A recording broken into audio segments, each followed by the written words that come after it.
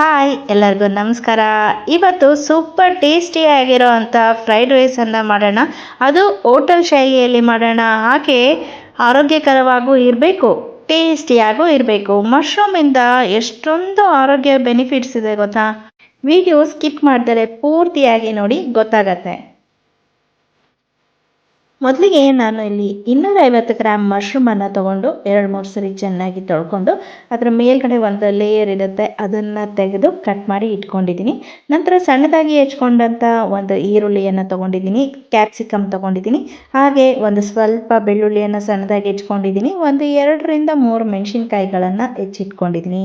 ನಂತರ ಒಂದು ಬಾಣಲಿಗೆ ಸ್ವಲ್ಪ ಎಣ್ಣೆಯನ್ನು ಹಾಕ್ಕೊಂಡು ಅದು ಬಿಸಿಯಾದ ನಂತರ ಹೆಚ್ಚಿಟ್ಕೊಂಡಂಥ ಬೆಳ್ಳುಳ್ಳಿಯನ್ನು ಹಾಕ್ಕೊಳ್ತಾ ಇದ್ದೀನಿ. ನಂತರ ಹಸಿ ಮೆಣಸಿನ್ಕಾಯಿಯನ್ನು ಹಾಕ್ಕೊಳ್ತಾ ಇದ್ದೀನಿ.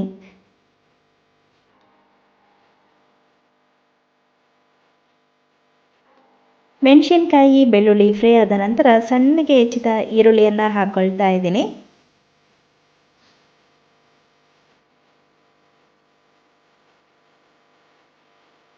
ಎಣ್ಣೆಲಿ ಸ್ವಲ್ಪ ಫ್ರೈ ಮಾಡ್ಕೊಳ್ಳೋಣ. ಕಲರ್ ಚೇಂಜ್ ಆದರೆ ಸಾಕು, ಕಂದು ಬಣ್ಣ ಬರೋದು ಬೇಡ.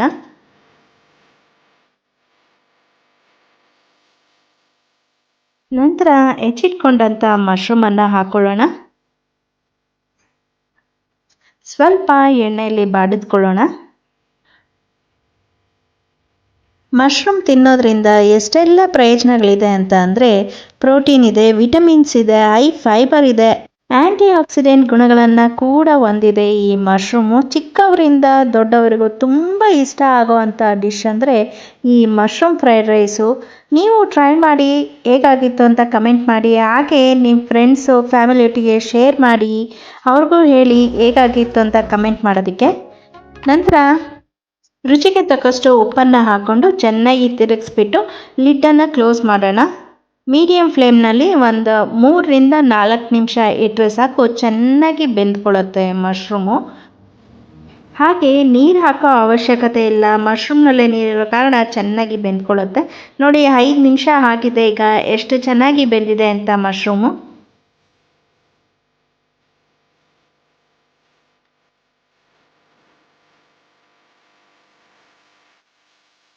ನಂತರ ಹೆಚ್ಚಿಟ್ಕೊಂಡಂಥ ಕ್ಯಾಪ್ಸಿಕಮನ್ನು ಹಾಕ್ಕೊಳ್ತಾ ಇದ್ದೀನಿ. ಕ್ಯಾಪ್ಸಿಕಮ್ ಕೂಡ ತುಂಬ ಬೇಯೋ ಅವಶ್ಯಕತೆ ಇಲ್ಲ. ಫ್ರೈಡ್ ರೈಸಲ್ಲಿ ಕ್ರಂಚಿಯಾಗಿ ಸಿಕ್ಕಿದ್ರೆ ತುಂಬ ಚೆನ್ನಾಗಿರುತ್ತೆ. ನಂತರ ಕಾಳು ಮೆಣಸಿನ ಪುಡಿಯನ್ನು ಹಾಕ್ಕೊಳ್ತಾ ಇದ್ದೀನಿ. ಒಂದು ಅರ್ಧ ಚಮಚದಷ್ಟು ಹಾಕ್ಕೊಳ್ತಾ ಇದ್ದೀನಿ. ನಿಮ್ಮ ರುಚಿಗೆ ಖಾರ ಹೆಚ್ಚು ಬೇಕು ಅಂದರೆ ಹೆಚ್ಚು ಕೂಡ ಹಾಕ್ಕೊಳ್ಬೋದು, ಹಸಿಮೆಣಸಿನಕಾಯಿ ಆಗಲಿ ಕಾಳು ಮೆಣಸಿನ ಕಾಳಾಗಲಿ. ನಂತರ 1 ಚಮಚದಷ್ಟು ನಾನಿಲ್ಲಿ ವೆನಿಗರನ್ನು ಹಾಕ್ಕೊಳ್ತಾ ಇದ್ದೀನಿ. ಹಾಗೆ 1.5 ಚಮಚದಷ್ಟು ಸೋಯಾ ಸಾಸನ್ನು ಹಾಕ್ಕೊಳ್ತಾ ಇದ್ದೀನಿ. ನಂತರ ಎಲ್ಲ ಫ್ರೈ ಮಾಡ್ಕೊಳ್ಳೋಣ. ಲೋ ಫ್ಲೇಮ್ನಲ್ಲೇ ಇಟ್ಕೊಂಡು ಫ್ರೈ ಮಾಡಿಕೊಂಡ್ರೆ ಒಳ್ಳೆಯದು. ನಿಮಗೆ ಬೇರೆ ತರಕಾರಿಗಳು ಇಷ್ಟ ಆದರೆ ಬೀನ್ಸ್ ಆಗಿರ್ಬೋದು, ಕ್ಯಾರೆಟ್ ಆಗಿರ್ಬೋದು ಹಾಕ್ಕೊಳ್ಬೋದು.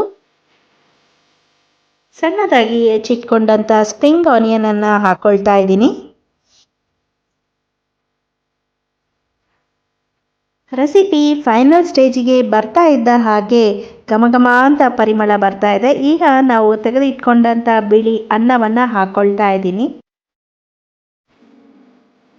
ಬಿಸಿ ಅನ್ನನೇ ಹಾಕಬೇಕು ಅಂತ ಏನಿಲ್ಲ, ಉಳಿದ ಅನ್ನದಿಂದ ಕೂಡ ನಾವು ಮಾಡ್ಕೊಳ್ಬೋದು. ಲೋ ಫ್ಲೇಮ್ನಲ್ಲೇ ಇಟ್ಕೊಂಡು ಅನ್ನ ಚೆನ್ನಾಗಿ ತಿರುಗಿಸ್ಕೊಳ್ಬೇಕಾಗತ್ತೆ. ನಂತರ 1/4 ಚಮಚದಷ್ಟು ನಾನಿಲ್ಲಿ ಗರಂ ಮಸಾಲ ಪುಡಿಯನ್ನು ಹಾಕ್ಕೊಳ್ತಾ ಇದ್ದೀನಿ. ಇದರಿಂದ ಟೇಸ್ಟ್ ತುಂಬ ಚೆನ್ನಾಗಿರುತ್ತೆ. ಹೋಟೆಲ್ಗಳಲ್ಲಾಗಿರ್ಬೋದು, ಇಲ್ಲ ರೋಡ್ ಸೈಡಲ್ಲಾಗಿರ್ಬೋದು, ಇಲ್ಲ ರೆಸ್ಟೋರೆಂಟಲ್ಲಾಗಿರ್ಬೋದು, ಸ್ವಲ್ಪನಾದರೂ ಟೇಸ್ಟಿಂಗ್ ಪೌಡ್ರನ್ನು ಹಾಕಿರ್ತಾರೆ, ಹಾಗಾಗಿ ರುಚಿ ಚೆನ್ನಾಗಿರುತ್ತೆ. ಆದರೆ ಮನೆಯಲ್ಲಿ ನೀವು 1/4 ಸ್ಪೂನ್ ಅಷ್ಟೇ ಗರಂ ಮಸಾಲ ಹಾಕೋದ್ರಿಂದ ಟೇಸ್ಟೇ ಚೇಂಜ್ ಆಗುತ್ತೆ. ಹೋಟೆಲ್ ಶೈಲಿಯಲ್ಲಿ ಇದ್ದಾಗೆ ಇರುತ್ತೆ, ಟೇಸ್ಟಿಂಗ್ ಪೌಡ್ರ್ ಯೂಸ್ ಮಾಡೋ ಅವಶ್ಯಕತೆ ಬರಲ್ಲ. ನೋಡಿ, ಮಶ್ರೂಮ್ ಫ್ರೈಡ್ ರೈಸ್ ರೆಡಿಯಾಗಿದೆ. ಡಿಶ್ ಔಟ್ ಮಾಡೋಣ. ಖಂಡಿತವಾಗ್ಲೂ ನಿಮಗೆಲ್ಲ ಈ ರೆಸಿಪಿ ಇಷ್ಟ ಆಗಿದೆ ಅಂತ ಅಂದ್ಕೊಳ್ತೀನಿ. ಇಷ್ಟ ಆಗಿದರೆ ದಯವಿಟ್ಟು ಲೈಕ್, ಶೇರ್, ಸಬ್ಸ್ಕ್ರೈಬ್ ಮಾಡಿ, ಕಮೆಂಟ್ ಮಾಡೋದನ್ನು ಮರಿಬೇಡಿ. ನಾನು ಇನ್ನೊಂದು ಹೊಸ ರೆಸಿಪಿಯೊಂದಿಗೆ ಸಿಗ್ತೀನಿ. ಧನ್ಯವಾದಗಳು.